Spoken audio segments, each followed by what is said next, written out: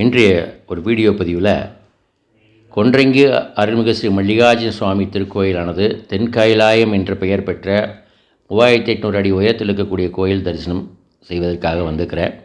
இது ஒரு காதணி விழாவோட நிகழ்வில் நான் கலந்துக்கிறேன். இது எங்களுடைய குலதெய்வ கோயில். ஒட்டுமொத்த சிவனடியார்களுக்கும் அற்புதமான கோயில் இது. இது கிட்டத்தட்ட 3800 அடி உயரத்தில் இருக்கக்கூடிய ஒரு குடைவரை கோயில். இங்கே நீங்கள் பார்த்துட்ருக்கிறது நம்ம கீழே பரிவார மூர்த்திகளான கன்னிமார சாமி முதல் பெண்கள் வழிபடுறாங்க. இங்கே பிரம்மா துர்க்கை அம்மனுடைய தரிசனம் வெளிப்பிரகாரத்தில் அமைக்கப்பட்டிருக்குது. இப்போ பார்த்துட்ருக்குது மல்லிகார்ஜுன சுவாமியினுடைய கோபுர தரிசனம். கோபுர தரிசனம் கோடி புண்ணியமாங்க. இதேமாரி பின்னாடி காளை பசுமாடோடு இருக்குது. சண்டிகேஸ்வர சுவாமியுடைய தரிசனத்தை நம்ம முடிச்சுட்டு அடுத்து லிங்கோத்பவரை தரிசனம் பண்ணுறதுக்கு பின்னாடி வரிசையாக பிரம்மா, துர்க்கை, சண்டிகேஸ்வரர், அதுக்கப்புறம் லிங்கோத்பவர், அதுக்கப்புறம் அந்த பக்கம் பார்த்திங்கன்னா தட்சிணாமூர்த்தி, நர்த்தன விநாயகர், இப்படி வரிசையாக பரிவார தெய்வங்களை வச்சு நம்ம சுற்றி வர்றப்போ அனைத்து தெய்வங்களுடைய ஆசீர்வாதத்தை நாம் அருளையுமே பெறுவதற்காக அமைக்கப்பட்டிருக்குது. இது எல்லா கோயிலும் இப்படி தான் சிறப்பு. இங்கேயும் இருக்குது. இதில் என்ன விசேஷம் அப்படின்னா, பௌர்ணமி அன்னைக்கு மிக சிறப்பான அந்த நிலவு வெளிச்சத்தில் தியானத்தில் அமரும்போது நம்முடைய முன்னோர்கள் நமக்கு காட்சி கொடுக்கக்கூடிய அற்புதமான ஒரு நிகழ்வெல்லாம் இங்கே நடக்கிறதாக உணர்ந்திருக்காங்க, செய்திகளாக இருக்குது. இப்போ பார்த்துட்ருக்கிறது பிரம்மராம்பி அம்மனுடைய கோபுர தரிசனம்.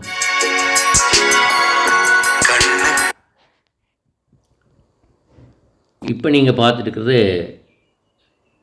உச்சி மலையும் ஒரு சேர இரண்டு தெய்வங்களுடைய மல்லிகார்ஜுன சுவாமி கோபுர தரிசனம், பிரம்மராமி அம்மனுடைய கோபுர தரிசனத்தையும் ஒரு சேர நாம் பார்த்துட்ருக்குறோம். இதில் நல்ல ஒரு அமைதியான இயற்கையான நம்மளுக்கு ஒரு ஒரு ஒரு நாளைக்கு அனைத்து அலுவல்களையும் விட்டுட்டு சுவாமி தரிசனம் பண்ணணுன்னு வந்தால் சிறப்பான இடம் இது. இப்போ நீங்கள் பார்த்துட்டு கீழே அடிவாரத்தில் இருக்கக்கூடிய கெட்டி மல்லிகார்ஜுன சுவாமிக்கு பாலபிஷேகம். இது அற்புதமான தரிசனம். இந்த காட்சியை காண்பது மிகவும் அற்புதமானது. இப்போ காலபைரவர் தரிசனம் சன்னதியில் இங்கே பிரம்மராமி அம்மன் திருநாமத்தில் அன்னை காட்சி அளிக்கிறாங்க. இப்போ வந்துக்கிற காதணி விழாவில் மக்கள் உணவருந்திட்டு இருக்கக்கூடிய காட்சிகள். இதில் நானும் கலந்துக்கிறேன். எங்களுடைய குடும்ப உறவுகளுடைய நிகழ்ச்சி. இப்போ நீங்கள் படியேறி போகிறப்போ படிக்கட்டுகள் கட்டப்படவில்லை, செதுக்கப்பட்டிருக்குது.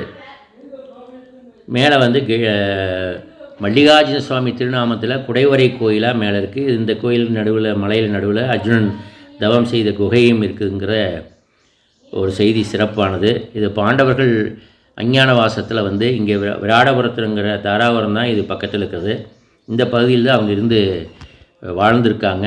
இப்போ கீழே ஆலமரத்தில் விநாயகர் சன்னதியை வழிபட்டுட்டு தான் நாம் எல்லாருமே அடிவாரத்தில் தொடங்குவோம் பூஜைகளை. இந்த கருடகம்பமானது நம்முடைய மனதில் இருக்கக்கூடிய அனைத்து எண்ணங்களையும் விட்டு கலைந்து விட்டு சிவா என்று நாமத்தை உச்சரிக்கக்கூடிய அளவுக்கு கருடகம்பத்திலிருந்து நாம் வழிபடணும்.